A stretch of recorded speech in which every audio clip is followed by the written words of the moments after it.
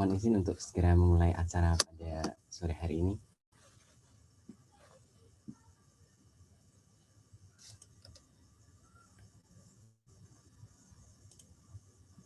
Assalamualaikum warahmatullahi wabarakatuh. Alhamdulillahirabbil alamin. Wassalatu wassalamu ala asrafil anbiya'i wal mursalin wa ala alihi wa sahbihi ajma'in. Amma ba'du. Alhamdulillah, pada kesempatan sore kali ini kita masih dipertemukan oleh Allah dalam majelis yang insyaallah dirahmati oleh Allah, majelis untuk menuntut ilmu, mengaji kitab Jauharatut Tauhid, kembali bersama Ustadz kita, Ustadz Wahyudi Sarji Abdurrahim. Bagaimana Ustadz? Apakah kita langsung saja mulai acara kita? Silahkan. Baik. Kita mulai dengarkan dulu dengan keberkahan. Alangkah baiknya kita mulai acara kita pada sore hari ini dengan mengucapkan lafal basmalah bersama. Bismillahirrahmanirrahim. Kemudian acara selanjutnya akan saya serahkan langsung saja kepada Ustadz. Monggo untuk dapat mengisi acara kajian kita pada sore hari ini.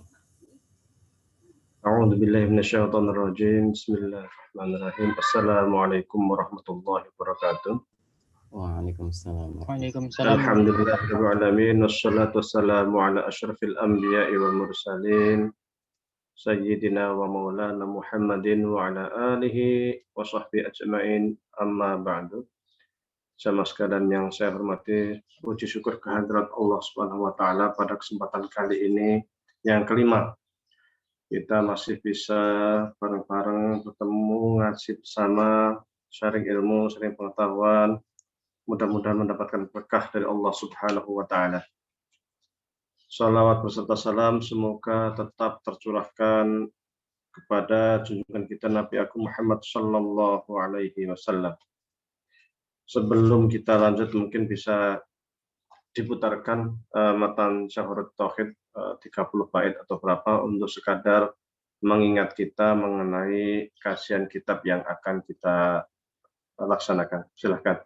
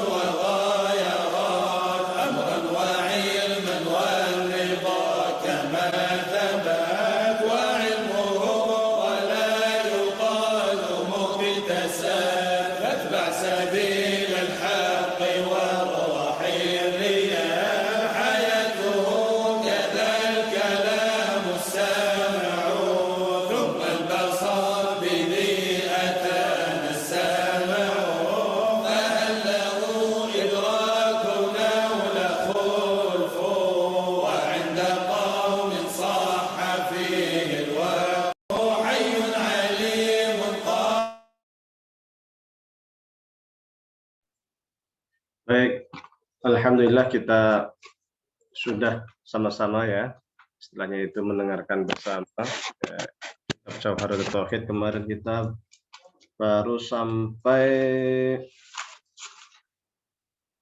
masih di bait pertama ternyata ya. Alhamdulillahi ala silatihi, tsumma salamullahi ma'a silatihi. Itu masih di bait pertama. Alhamdulillah, kemarin kita sudah terangkan tentang alhamdulillah ala silatihi, ala silatihi itu terhadap silatihi itu artinya pemberian. Jadi kita bersyukur terhadap apa yang diberikan Allah kepada kita. Sebagaimana yang telah kami sampaikan sebelumnya, bahwa segala hal yang Allah berikan kepada kita itu merupakan nikmat, dan nikmat terbesar bagi kita sungguhnya adalah nikmat Islam dan iman. Andai pun manusia itu tidak memiliki mata, tidak memiliki telinga, tidak bisa bicara, tetapi dia punya iman, punya Islam, maka sesungguhnya ia telah mendapatkan nikmat yang sangat besar. Karena dengan pemberian iman Islam inilah, maka kelak dia akan mendapatkan kesuksesan di akhirat insya Allah. Kemudian tsumma salamullahi ma'a sholatihi. Tsumma, kemudian salamullah. Salam itu artinya penghormatan. Allah ma'a silatihi, bersama dengan sholawatnya. Jadi kita biasanya kan bersolawat dan salam ya kan. Innallaha wa malaikatahu yusholluna 'alan nabi. Ya, bersolawat ya. Juga mengucapkan salam. Salam itu artinya bisa macam-macam salam itu. Salam itu dari kata salama. Nah, asal katanya itu sebenarnya salam. Itu bisa bermakna macam-macam, tapi setidaknya biasa digunakan untuk yang pertama artinya itu perdamaian. Bisa juga yang kedua, bisa juga artinya itu penghormatan, tahiyah. Bisa juga dia itu artinya ucapan tahniah ataupun ucapan selamat. Jadi tahniah itu ucapan selamat, salam, ya kan? Salam sendiri di dalam Islam itu sangat melekat, karena bahkan ajaran Islam sendiri itu al-Islamu, ya kan, Islam. Kan dari kata salam juga dari satu akar kata itu, yang artinya adalah perdamaian. Jadi inna dina indallahi Islam, sungguhnya agama yang dicintai oleh Allah adalah agama Islam. Kata Islam itu dari kata-kata salama juga diarti adalah kedamaian, perdamaian. Itu artinya bahwasanya Allah Subhanahu wa taala memerintahkan kepada kita umat Islam itu untuk selalu menebarkan perdamaian. Bahkan bisa dikatakan bukan hanya umat Nabi Muhammad ya kan, seluruh para rasul itu sungguhnya adalah membawa ajaran perdamaian, membawa ajaran Islam. Maka Allah Subhanahu wa taala berfirman, "Wa ma arsalnaka min qablika min rasulin illa yuha ilaihi annahu la ilaha illallah, annahu la ilaha illa ana fa'budun." Fa'buduni kata Allah kan, kami tidak mengutus rasul itu kecuali hanya satu aja, la ilaha illallah.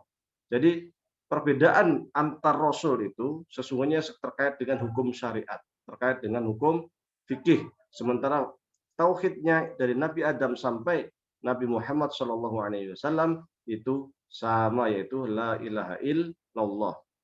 Tiada Tuhan selain Allah. Sehingga dalam ayat lain juga dikatakan wa umirtu an akuna minal muslimin. Itu Nabi Nuh juga pernah mengatakan demikian.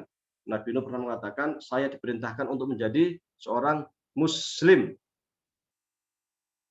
Nabi Ibrahim juga pernah mengatakan qala lahu rabbu aslim qala aslamtu rabbil alamin. Ketika Tuhannya berfirman kepada Nabi Ibrahim, aslim, berislamlah atau tunduklah.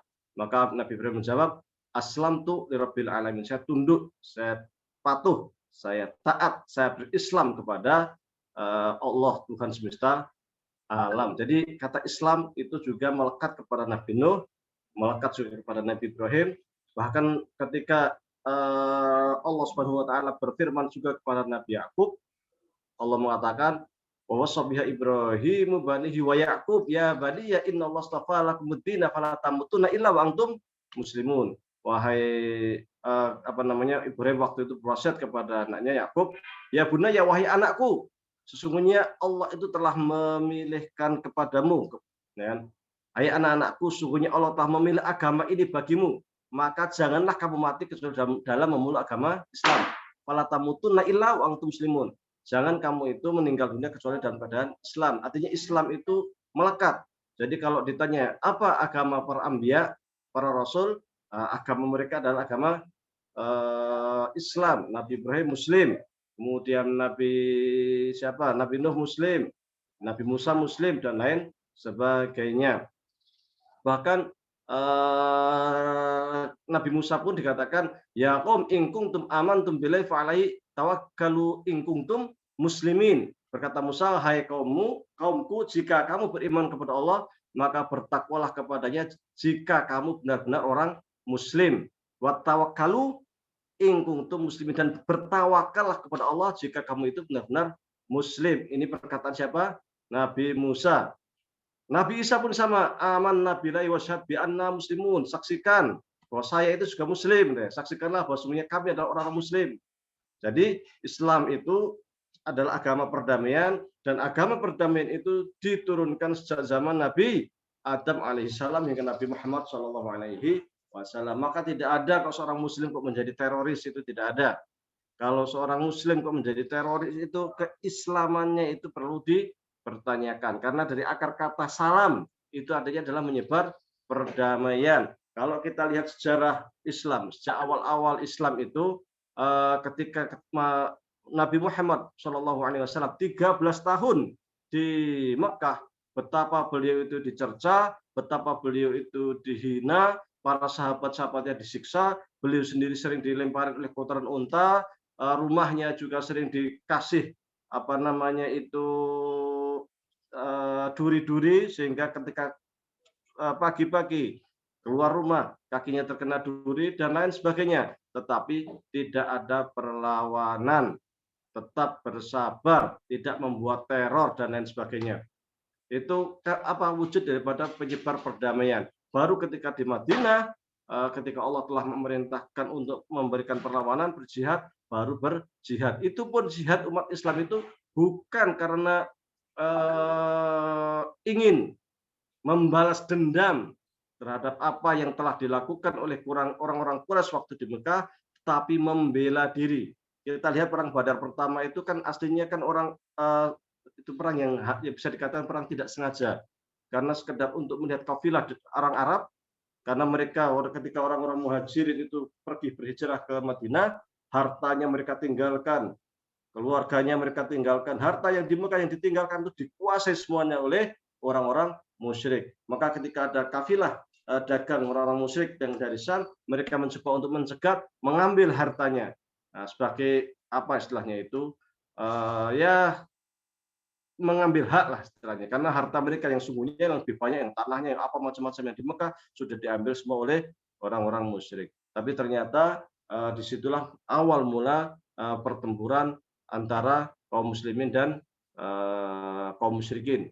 Yang jumlah umat Islam hanya 350-an, sementara orang kafir Quraisy seribuan dan dimenangkan oleh umat Islam. Kemudian di perang setelahnya juga, itu artinya orang-orang musyrik yang berusaha untuk menyerang. Umat Islam membela diri, tetapi kemudian setelah umat Islam tenang, baru melakukan pembukaan futuhat. Futuhat itu juga tujuannya bukan untuk menyebar, bukan untuk menyebarkan rob ataupun teror, tidak. Maka ketika berperang itu Rasulullah SAW selalu berpesan, wahai tentaraku, jangan bunuh anak-anak, jangan bunuh perempuan, jangan bunuh nenek-nenek, jangan cabutin pohon-pohon, ya kan? Jadi ada etika. Yang namanya perang itu ya antara militer dan militer saja. Yang tidak terkait dengan militer ya tidak boleh. Bukan seperti zaman sekarang, perang itu warga sipil dihabisi. Bahkan di Irak itu tahun 90-an diembargo, jutaan rakyat Irak, anak-anak, perempuan, kakek-kakek, nenek-nenek banyak yang meninggal diembargo oleh mana? Oleh Barat. Sehingga kalau kita sesungguhnya ingin apa namanya itu fair, yang melakukan tindakan teror sesungguhnya itu ya mereka-mereka itu. Ketika umat Islam itu melakukan pembukaan di berbagai kawasan dunia, baik Mesir, baik Irak, baik Spanyol, baik Turki, semuanya, semua daerah yang dibuka oleh Islam itu mengalami kemajuan peradaban. Bukan hancur, bukan menghinakan, tetapi justru membuka peradaban, memajukan peradaban. Betapa waktu Islam itu 800 tahun di Spanyol, peradaban Islam sangat luar biasa, ilmu pengetahuan luar biasa. Itu karena sifat apa? Salam. Karena sifat toleransi. Dan orang Yahudi, orang Kristen, bahkan mereka-mereka yang tidak mau masuk Islam pun tetap dihormati oleh Islam. Karena Islam itu adalah salam, perdamaian. Bahkan Ibnu Qayyim al-Jauziyah mempunyai satu buku khusus terkait dengan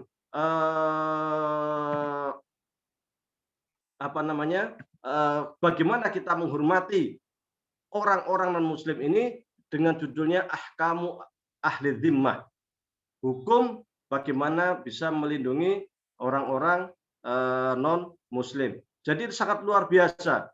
Umat Islam itu selalu menebarkan, selalu menginginkan perdamaian, selalu menginginkan keindahan, kemajuan.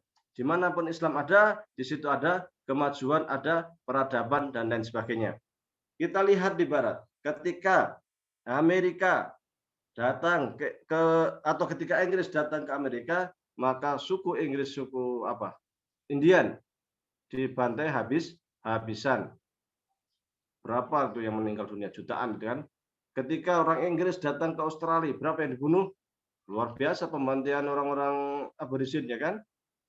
Ketika mereka menjajah dunia Islam ke Indonesia, kemana lah ya? Kita diperbudak, dihinakan, dan lain sebagainya. Tetapi Islam tidak demikian, karena sesungguhnya Islam itu adalah agama peradaban. Islam itu adalah agama damai, maka tidak ada istilah teroris di dalam Islam, nah, kan? Yang pertama. Jadi kata salam itu adalah perdamaian, dan kata Islam sendiri merupakan kata yang memerintahkan kepada kita untuk selalu menebar kedamaian. Kemudian kata-kata salam itu juga sering kita gunakan untuk kita bersalam atau kita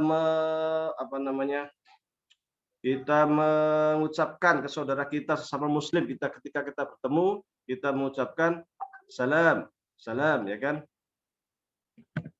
Maka wa idza huyyitum bi tahiyatin fahayyu bi ahsana minha. Ketika aurudduha, ketika apabila kamu diberi penghormatan dengan sesuatu penghormatan, ada yang mengucapkan salam kepada kita, maka hendaklah kita balas penghormatan itu dengan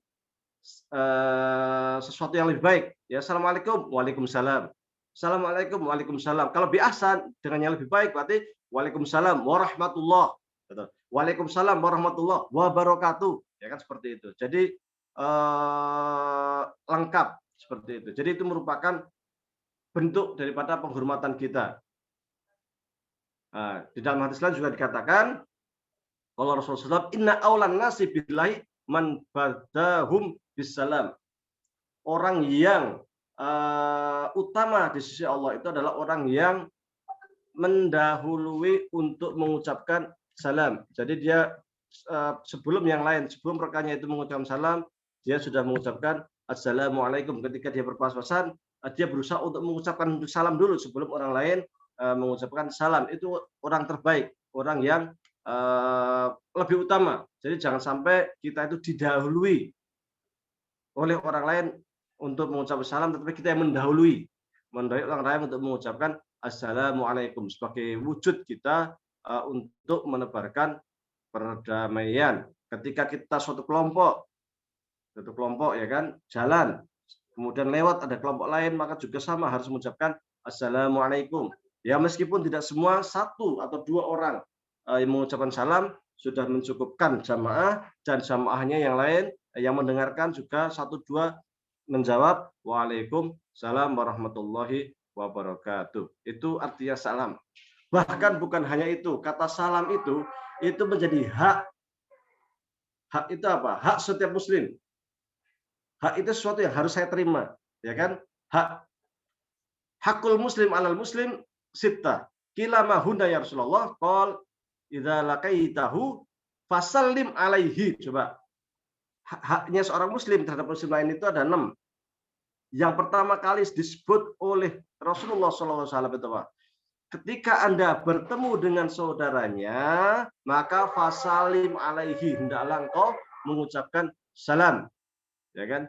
Sampaikan assalamualaikum. Itu menjadi hak kita. Jadi salam itu menjadi wujud penghormatan kita terhadap sesama muslim, bahkan itu menjadi hak. Bukan hanya itu. Ketika manusia kelak masuk surga, atau ketika manusia hendak masuk ke rumah saudaranya, ya kan? Ke rumah saudaranya itu juga harus mengucapkan salam. Fa idza dakhaltum buyutan fasallimu ala anfusikum. Apabila kamu memasuki suatu rumah, hendaklah kamu memberi salam kepada penghuninya. Jadi bilang assalamualaikum warahmatullahi wabarakatuh. Ketok sekali. Kalau tidak dengar 2 kali, assalamualaikum warahmatullahi wabarakatuh. Kalau tidak dengar 3 kali, assalamualaikum warahmatullahi wabarakatuh. Sudah cukup. Kalau nggak dibukain, kita pergi. Jangan gedor-gedor, jangan gedor-gedor salam berkali-kali. Maksimal 3 kali. Supaya apa? Siapa tahu kalau lebih dari 3 kali bisa jadi tidak ada orang, bisa jadi dia sedang ada sesuatu yang tidak mau diganggu, sehingga ada adabnya mengucapkan salam. Kita masuk ke orang menggunakan salam. Jadi tidak langsung bludus masuk begitu saja, tapi kita ucapkan assalamualaikum. Dan ternyata aturan kita masuk rumah orang lain menggunakan salam itu karena kecintaan Islam untuk menebarkan salam itu bukan dari hadis, tetapi justru langsung dari Al-Quran. Itu artinya apa? Bahwasanya menebarkan perdamaian itu memang sangat-sangat penting, dan memang bahwasanya agama Islam itu merupakan agama perdamaian. Itu bahwa agama Islam merupakan agama perdamaian. Makanya apapun kita harus mengucapkan assalamualaikum. Bahkan ketika kita sholat, di tahiyat itu apa? At-tahiyatul itu kita juga mengucapkan assalamualaikum ayuhan nabiyyu warahmatullahi wabarakatuh, ya kan?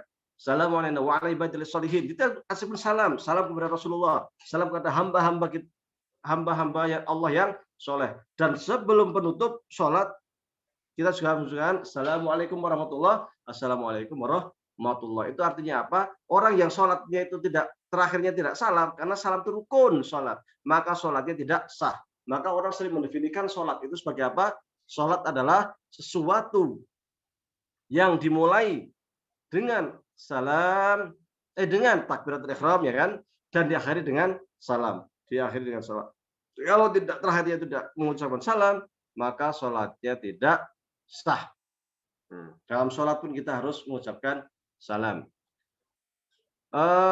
Salam itu juga merupakan apa istilahnya itu, ucapan selamat ketika manusia ataupun ketika seorang mukmin kelak akan masuk ke dalam surga Allah Subhanahu wa taala. Nanti Allah sendiri yang akan turun tangan ketika sudah selesai orang kafir masuk neraka, orang muslim masuk surga, maka Allah akan mengucapkan salamun qaulam mir rabbir rahim. Salamun qaulam mir rabbir rahim. Selamat, ucapan tahniah, istilahnya itu. Yang langsung akan diucapkan oleh Allah Subhanahu wa taala kepada mereka yang masuk ke dalam surga. Jadi Allah sendiri yang akan mengucapkan selamat kepada seluruh penduduk surga. Salamun alaikum. Salamun qaulan mir rabbir rahim. Salamun qaulan mir rabbir rahim. Selamat, selamat, selamat. Anda selamat sudah masuk surga. Anda selamat sudah masuk surga. Anda selamat sudah masuk surga. Bukan hanya Allah Subhanahu wa taala, bahkan para malaikat pun akan mengucapkan salam kepada penduduk surga. Fa ni'ma uqbad dari salamun alaikum bima sabartum. Maka malaikat ketika manusia itu akan masuk surga, itu malaikat sudah berderet, sudah berjajar di pintu surga, sangat banyak, dan semua malaikat mengatakan salamun alaikum bima sabartum. Selamat, selamat, selamat. Semuanya disalimin, di jabat tangan, semuanya di jabat tangan. Selamat, selamat, selamat. Kamu sudah masuk surga karena kamu dulu menjadi hamba Allah yang bersabar, menjadi hamba Allah yang bertakwa, menjadi hamba Allah yang beriman, menjadi hamba Allah yang berislam. Selamat, selamat, selamat atas kesabaranmu memegang teguh agama Islam, memegang teguh ajaran Allah Subhanahu wa taala. Selamat karena dulu kamu telah bersabar, tidak melakukan maksiat, maka sekarang engkau masuk surga dan engkau akan menikmati nikmat akbar, akan menikmati semua kenikmatan yang ada di dalam surga. Dan surga itu luasnya arduha ka'ardis samawati wal ard. Itu luasnya surga itu seperti luasnya 7 langit bumi, seperti langit dan 7 langit, seperti bumi dan 7 langit istilahnya itu. Luasnya kayak apa? Satu dunia saja, satu langit dunia saja, sampai saat ini manusia belum tahu ujungnya. Jadi dunia itu ujungnya di mana? Manusia belum ada yang tahu. Saking luasnya. Kalau kita lihat di Google atau kita lihat di YouTube, itu bumi itu sangat kecil pakai debu. Kalau dibandingkan dengan bentangan alam raya yang di sana ada miliaran, triliunan galaksi. Satu galaksi itu ada berapa bintang, ada berapa benda langit, ada macam-macam. Sampai sekarang manusia belum tahu ujung dunia itu ada di mana. Itu baru satu dunia. Sementara luasnya surga Allah Subhanahu wa taala itu 7 langit. 7 dunia luas sekali, luar biasa. Masya Allah. Itu nggak kebayang. Nah, itu di sana penuh dengan kenikmatan. Apa yang kita lihat di dunia, kenikmatan yang kita nikmati saat ini di dunia, sesungguhnya hanya 1% saja daripada kenikmatan yang akan Allah berikan kepada orang mukmin kelak di akhirat. Seenak-enaknya es campur, ya kan, es teh ataupun dawet ataupun bakso, mie ayam dan lain sebagainya lah, makanan-makanan yang ada di depan kita lah, sate dan sebagainya. Itu hanya 1% saja. Jadi belum ada apa-apanya dibanding dengan nikmat Allah yang akan diberikan kepada orang-orang mukmin kelak di dalam surga. Jadi kenikmatan yang luar biasa. Sehingga dikatakan nikmat surga itu mala ainun ra'at wala udun sami'at wala khatara ala qalbil basar. Kenikmatan yang manusia itu belum pernah melihat, belum pernah mendengar, bahkan belum pernah terdetik dalam hati dia. Jadi kita sudah membayangkan, karena surga itu nanti min labanin musaffa, katanya kan, ada di susu yang sangat jernih. Ya kita hanya bisa membayangkan susu yang sangat jernih sesuai dengan otak kita. Tetapi ketika masuk surga, itu lebih dari ekspektasi kita, lebih dari bayangan hayalan kita. Kalau di surga ada namanya khamrin ladatin lisyaribin, ada khamr yang sangat enak bagi siapapun yang meminumnya. Itu di surga itu lebih. Kalau di surga dikatakan ada namanya buah-buahan fawakih, buah-buahan yang sangat lengkap. Ada pisang, ada rumman itu apa? ada anggur dan lain sebagainya. Itu adalah upaya Allah Subhanahu wa taala untuk supaya kita paham bahwa surga itu ada seperti ini, tetapi nantinya itu jauh melebihi itu semua. Jauh melebihi apa yang kita bayangkan, jauh melebihi apa yang terjadi di dalam hati kita. Maka malaikat ketika manusia hendak masuk surga, mereka sudah berbaris, mereka akan mengucapkan salamun alaikum bima sabartum. Selamat bagi kalian atas apa yang telah kalian laksanakan di dunia, terhadap kesabaran kalian, terhadap ketakwaan kalian, terhadap keislaman kalian, sehingga saat ini engkau masuk surga. Kenapa dikatakan bima sabartum? Karena untuk berpegang kepada tali Allah itu memang butuh kesabaran. Kita ketika berpuasa misalnya, kita harus sabar untuk tidak makan, tidak minum, dan melakukan hal-hal maksiat dari terbit fajar sampai terbenam matahari. Tidak boleh marah-marah, tidak boleh macam-macam, ya kan? Di dalam beragama kita juga diperintahkan untuk bersabar. Sabar sholat itu butuh kesabaran. Kalau nggak sabar orang nggak akan sholat. Sholat qiyam, sholat malam, sholat tarawih juga butuh kesabaran. Man qoma ramadanan imanan wahtisaban ghufira lahu ma taqaddama min dzambihi. Siapa yang sholat koma, ada di dalam riwayat lain soma, ya kan, tapi ada yang koma. Barang siapa yang sholat malam, maksudnya sholat tarawih pada bulan Ramadan karena iman dan hanya untuk mencari ridha Allah, maka dosa-dosa yang telah lalu akan dihapuskan. Nah, ini kan, dan itu butuh sabar, bukan sholat jengkelit selesai, ya kan, 23 rakaat hanya 6 menit, 23 rakaat hanya 8 menit. Nah, itu sholat apa itu, ya kan?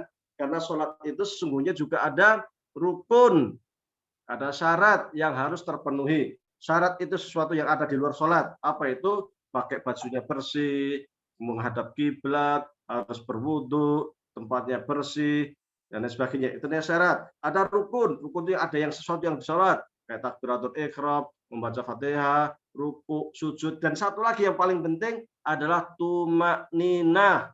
Mazhab Syafi'i mengatakan tumakninah itu merupakan rukun sholat. Apa itu rukun? Sesuatu yang harus dilaksanakan. Jika tidak dilaksanakan, maka sholatnya tidak sah. Tumakninah itu berhenti sejenak, tenang.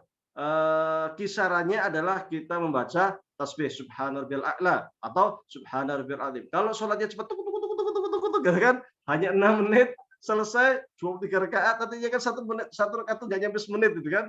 Wah, itu makninahnya di mana itu? Nah, ini kan artinya nggak sabar. Padahal kita itu dituntut untuk sabar. 8 rakaat tetapi sesuai dengan syarat rukun jauh lebih baik dibanding banyak-banyak tetapi syarat rukunnya tidak dapat. Nah, jadi buru-buru.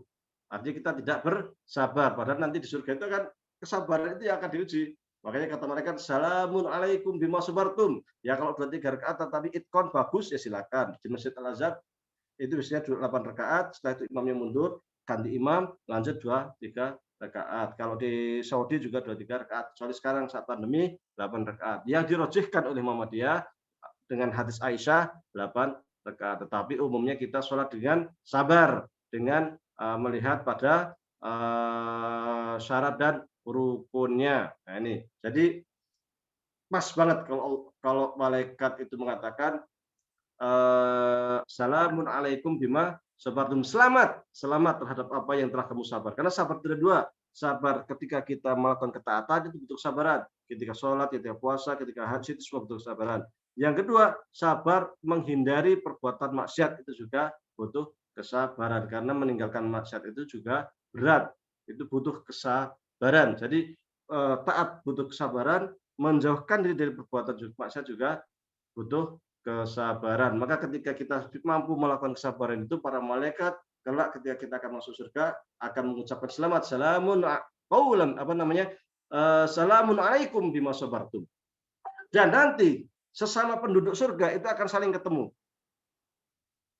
Dan sesama mereka akan mengucapkan salam, tahiyyatuhum yauma yalqaunahu salam. Ini dalam surat Al-Ahzab ayat 44.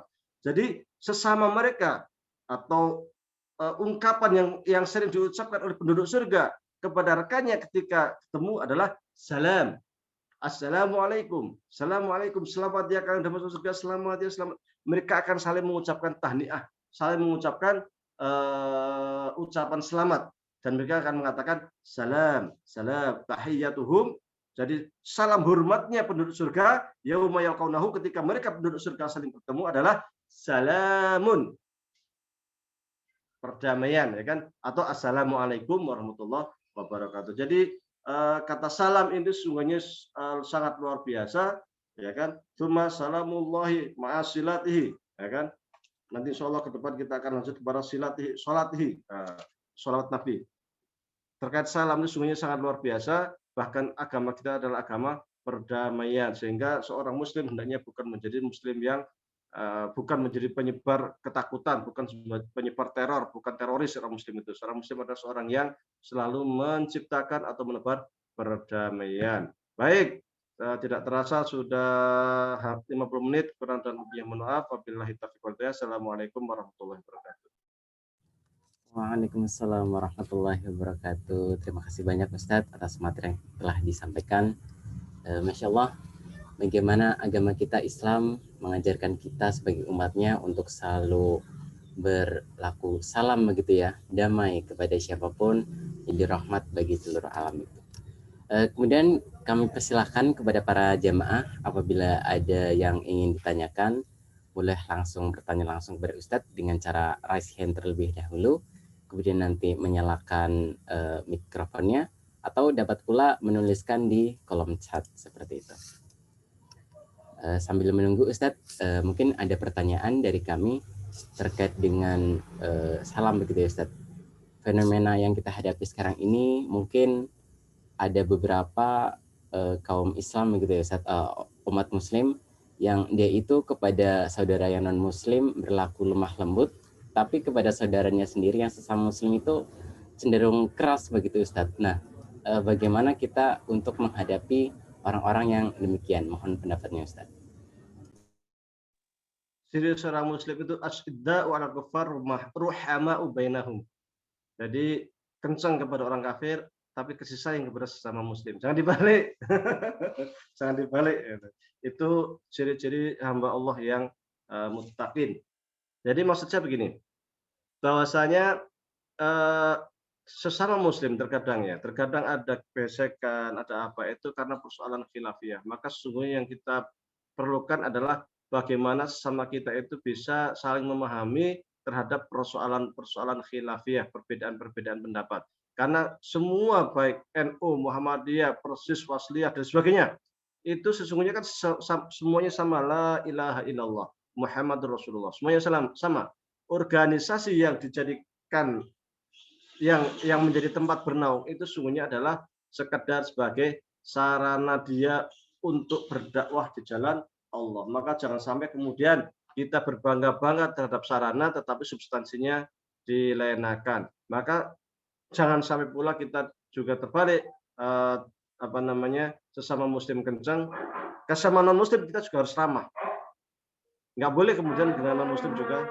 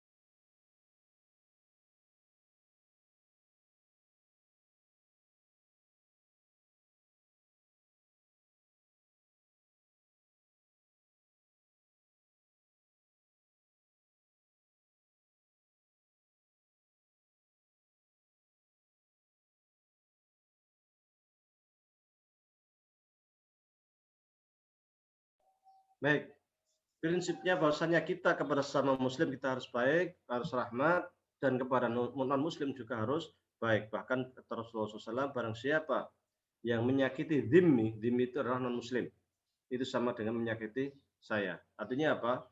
Kita tidak boleh menyakiti non-muslim karena kita harus berbuat kepada mereka, dan kita juga tidak boleh menyakiti sesama muslim. Kita harus sama-sama berbuat baik. Jika ada persoalan khilafiyah fikih, maka kita saling toleran saja. Karena persoalan fikih itu memang banyak sekali persoalan-persoalan yang ranahnya itu khilafiyah. Jadi tidak boleh kemudian hal-hal kecil kemudian kita persalahkan, kita jadikan sebagai sarana untuk saling merendahkan ataupun tidak membuat kita itu kasih sayang kepada mereka.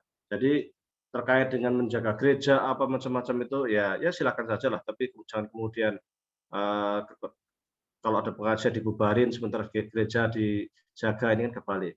Eh, Pengajian harus justru disupport.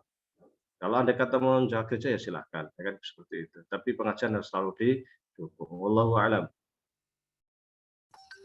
Baik, terima kasih Ustadz atas jawabannya. Kami buka kesempatan kembali kepada para jemaah apabila ada yang ingin bertanya langsung kepada Ustadz, dapat raise hand atau open mic langsung. Kemudian Ustadz, ini ada sambil menunggu pertanyaan dari jemaah, ada pertanyaan tentang sabar Ustadz dari kolom pribadi ini. Jadi tentang sabar itu, apakah sabar itu sebenarnya ada batasnya, dan bagaimana sabar yang sesungguhnya itu Ustadz? Mohon penjelasannya. Dalam segala hal itu memang dalam kehidupan itu kita memang dituntut untuk bersabar. Kalau ditanya sabar ada batasnya ya kita harus selalu bersabar itu. Sabar itu ada bukan batas sebenarnya, tetapi ada standarnya. Ada apa namanya, ada sesuatu lah istilahnya itu yang kapan kita bersabar, kapan tidak. Ketika seorang muslim itu diserang atau negara muslim itu diserang, apa kita kemudian menyerah? Nah, itu kan bukan sabar namanya, itu menyerah. Ketika kita dihina, direndahkan maunya oleh orang kafir, apa kita itu diem? Itu namanya menyerah, itu kan. Itu bukan bersabar. Nah. Ya kita berusaha untuk mengkantar. Mereka menuduh kita teroris, kita menuduh kita macam-macam, ya kita kantar dengan tulisan, dengan apa dan perbuatan kita dan sebagainya. Kalau yang dihina agama, kalau yang dihina Nabi, kalau yang dihina Allah dan Rasulnya, ya kita harus bangkit. Kalau itu dihina kita sabar saja. Ya itu bukan sabar itu. Atau yang kedua, kalau yang dihina itu adalah kehormatan, ya kita harus bangkit. Maka dikatakan orang yang meninggal karena membela kehormatan itu dia syahid. Mosok istilahnya itu kan istrinya diambil orang, sabar aja sabar. Ya kan ya. Jadi ada batas-batas di mana kita itu harus tegas. Tetapi ada hal-hal lain yang kita itu harus tetap sabar. Ketika manusia itu hendak belajar, dia harus sabar. Sabarnya apa? Ya pelan-pelan, sedikit-sedikit. Karena kalau kita nggak sabar dalam belajar, inginnya cepat pinter, ya susah gitu. Makanya di dalam pendidikan kan ada TK, SD, SMP, SMA, baru kuliah, S1, S2, S3, itu wujud kesabaran kita untuk thalabul ilmi. Sabar. Ketika orang bekerja nggak sabar, ya sulit. Maka sabar itu juga bisa berkonotasi dengan ulet. Maka orang yang ulet itu Allah sering mengatakan wabasyir sabirin. Kabar gembira bagi orang yang sabar. Kalau kita tuh sabar ulet dalam kerja, insya Allah endingnya itu akan bagus. Wabasyir sabirin, akan berita baik buat orang sabar.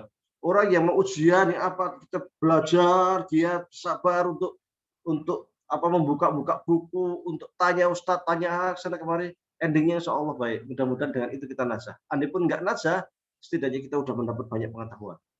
Itu juga butuh kesabaran, ya kan? Jadi sabar itu pasti endingnya itu wabasyir sabirin.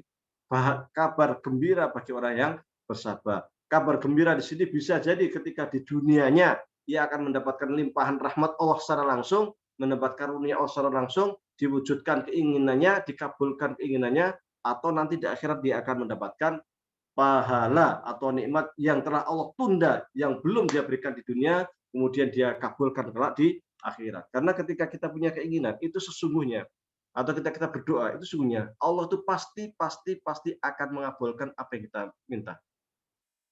Wa idza sa'alaka ibadi anni fa inni qarib, ya kan? Ujibud da'wati dada. Saya itu akan, kata Allah, saya itu sangat dekat kepada hambaku. Jika hambaku meminta itu pasti akan saya kabulkan, kata Allah. Uji berda'wah. Saya akan kabulkan doanya. Hanya kabulnya doa itu bisa jadi langsung, ya kan? Kita doa minta hujan, langsung turun hujan, bisa. Bisa jadi nanti Rasulullah SAW ketika minta perubahan arah kiblat dari Masjid Aqsa ke Masjid Haram baru dikabulkan selama 17 bulan. Itu Rasulullah Shallallahu Alaihi Wasallam, ya kan? Wah, kita saya belum dikabulkan. Udah berapa lama kamu berdoa? Sudah 3 hari ya. Rasulullah sampai 11 bulan, gitu kan? Atau bisa jadi ditangguhkan hari kiamat nanti di akhirat. Nanti kamu sekarang nggak waktunya, kamu tak kasih yang lain aja, yang lebih baik, yang lebih cocok untuk kamu sekarang. Ada pun yang kamu minta yang sekarang ini nanti aja buat tabungan kamu di akhirat. Ya bisa aja seperti itu. Maka kita butuh kesabaran. Tapi doa itu penting, doa karena doa itu merupakan wujud bahwa kita itu adalah hamba Allah yang lemah. Satu, yang kedua, wujud kita itu membutuhkan Allah Subhanahu wa taala. Karena di dunia itu tidak ada kuasa apapun selain kuasa Allah Subhanahu wa taala. Maka orang yang dan doa itu kelebihannya lagi, doa itu ibadah. Jadi ketika kita berdoa itu pahala. Doa lagi, pahala lagi. Kalau umpamanya kita punya keinginan berdoa berkali-kali nggak kabulkan seumpamanya menurut kita belum dikabulkan, semakin sering kita berdoa semakin banyak pahala. Semakin banyak berdoa, banyak lagi pahala. Ya, seperti itu. Jadi Masya Allah, rahmat Allah itu sangat luar biasa. Maka kita memang harus selalu bersabar, dan insya Allah dengan bersabar itu wabasyir sabirin, kabar gembira bagi mereka yang selalu bersabar. Wallahu a'lam. Jazakallah Ustadz atas jawaban atas pertanyaannya. Kemudian ada pertanyaan yang masuk lagi Ustadz melalui kolom pribadi berkaitan tentang salam Ustadz. Mengapa negeri atau daerah Muslim banyak yang memakai istilah Darussalam? Seperti contohnya itu Brunei Darussalam, kemudian ada Nangro Aceh Darussalam, dan ibu kota Tanzania juga Dar es Salam. Sebenarnya siapa yang mempopulerkan Darussalam ini sebagai ciri dari negeri ataupun suatu daerah Muslim seperti itu, Ustaz? Baik, Darussalam itu kalau zaman dulu istilahnya itu Darul Islam ya, ada Darul Islam, ada Darul Kufri ya kan. Ada Darussalam. Darussalam itu artinya tempat perdamaian. Jadi kalau mungkin situ adalah wujud tawasul, karena surga itu juga Darussalam. Surga nama lain disebut adalah Darussalam, tempat perdamaian. Artinya ketika ada Nanggur Aceh Darussalam, Aceh di mana ingin menjadi sebuah negeri yang penuh perdamaian. Sebagaimana surga yang juga penuh perdamaian, salam. Yang sesama rakyatnya itu saling sumeh, saling senyum, saling bahagia. Ketika ketemu saling mengucapkan salam, saling menebarkan kedamaian. Itu merupakan sebuah ya semacam doa. Karena yang namanya nama itu kan bagian dari doa. Jadi mungkin harapan daripada para pendiri bangsa atau para mereka yang menamakan negerinya atau daerah dengan Darussalam itu punya keinginan supaya negeri ini menjadi negeri yang baldatun thayyibatun warabun ghafur. Negara yang damai, tentram, berkah ya kan, yang diridhai Allah Subhanahu wa taala. Seperti juga surga istilahnya seperti itu. Maka mereka dengan menyebut dengan Darussalam sebagai doa atau wasilah supaya rakyatnya selalu dalam kesejahteraan dan kedamaian. Wallahu a'lam. Terima kasih Ustadz atas jawaban terkait dengan salam tadi ya. Ada sabar juga materi yang disampaikan. Masya Allah, semoga apa yang disampaikan oleh Ustadz pada hari ini dapat kita terapkan begitu dalam kehidupan sehari-hari. Jadi umat Islam, umat yang selalu menyebarkan perdamaian seperti itu. Amin insya Allah. Kemudian kepada para jamaah untuk dapat mengakses video Ustadz, dapat pula ditonton ya begitu di channel YouTube FKMM PKN STAN. Insya Allah nanti video-video kajian FKMM baik dengan Ustadz maupun dengan pembicara yang lain akan diupload di situ sehingga dapat diikuti di situ. Kemudian untuk menutup acara pengajian kita pada sore hari ini, mohon Ustadz berkenan untuk mengakhiri dengan bacaan doa Ustadz agar apa yang kita lalui pada hari ini insya Allah semoga mendapatkan berkah dari Allah Subhanahu wa taala. Baik, sebelum kita tutup mari kita beristighfar. Astaghfirullahaladzim, la ilaha illa huwal hayyul qayyum, astaghfirullahaladzim. الذي لا إله إلا هو الحي القيوم وأتوب أستغفر العظيم الذي لا إله إلا هو الحي القيوم. اللهم صل على سيدنا محمد في الأولين، اللهم صل على سيدنا محمد في الآخرين، اللهم صل على سيدنا محمد في الملأ الأعلى إلى يوم الدين. اللهم ربنا تقبل منا صلاتنا وصيامنا وركوعنا وسجودنا وتضرعنا وتخشعنا وتعبدنا وتمم تقصيرنا يا الله يا رب العالمين. ربنا ظلمنا أنفسنا وإن لم تغفر لنا وترحمنا لنكونن من الخاسرين. ربنا ولا تحمل علينا إصرا كما حملته على الذين من قبلنا. ربنا ولا تحملنا ما لا طاقة لنا به واعف عنا واغفر لنا وارحمنا أنت مولانا فانصرنا على القوم الكافرين. ربنا اغفر لنا ذنوبنا ولوالدينا وارحمهم كما ربنا صغارا. ربنا اغفر لنا ذنوبنا ولإخواننا الذين سبقونا بالإيمان ولا تجعل في قلوبنا غلا للذين آمنوا ربنا إنك رؤوف رحيم. ربنا آتنا من لدنك رحمة وهيئ لنا من أمرنا رشدا. اللهم إنا نسألك علما نافعا وعملا متقبلا ورزقا حلالا طيبا. اللهم إنا نعوذ بك من علم لا ينفع ومن قلب لا يخشع ومن نفس لا تشبع ومن دعاء لا يستجاب لها. اللهم أعنا على ذكرك وشكرك وحسن عبادتك. اللهم أجرنا من النار، اللهم أجرنا من النار، اللهم أجرنا من النار. اللهم أرنا الحق حقا وارزقنا اتباعه وأرنا الباطل باطلا وارزقنا اجتنابه. اللهم إنا نسألك سلامة في الدين وعافية في الجسد وزيادة في العلم وبركة في الرزق وتوبة قبل الموت ورحمة عند الموت ومغفرة بعد الموت. اللهم هون علينا في سكرة الموت ونجينا من النار والعفو عند الحساب. اللهم ارفع عنا الوباء والبلاء برحمتك يا ارحم الراحمين يا حي يا قيوم برحمتك نستغيث. يا حي يا قيوم برحمتك نستغيث. يا حي يا قيوم برحمتك نستغيث. ربنا آتنا في الدنيا حسنة وفي الآخرة حسنة وقنا عذاب النار. وصلى الله على سيدنا محمد وعلى آله وصحبه وسلم. سبحانك ربك رب العزة عما يصفون وسلام على المرسلين والحمد لله رب العالمين. Amin amin ya rabbal alamin. Terima kasih Ustadz atas berkenannya untuk memimpin doa. Maka dengan doa yang disampaikan oleh Ustadz tadi berakhir pula rangkaian acara pengajian kita pada sore hari ini. Semoga kita mendapatkan keberkahan atas ilmu-ilmu yang telah disampaikan. Saya Khairul Amal mewakili panitia yang bertugas pada hari ini. Mohon maaf apabila terdapat kendala maupun kesalahan selama jalannya acara, dan kami mengucapkan terima kasih banyak atas kehadiran jamaah dan Ustadz yang telah bersedia untuk mengisi acara pada sore hari ini. Akhir kata, wabillahi taufiq wal hidayah. Wassalamualaikum warahmatullahi wabarakatuh. Waalaikumsalam warahmatullahi wabarakatuh. Terima kasih, izin untuk undur diri. Assalamualaikum. Waalaikumsalam warahmatullahi wabarakatuh. Terima kasih Ustadz. Sama-sama.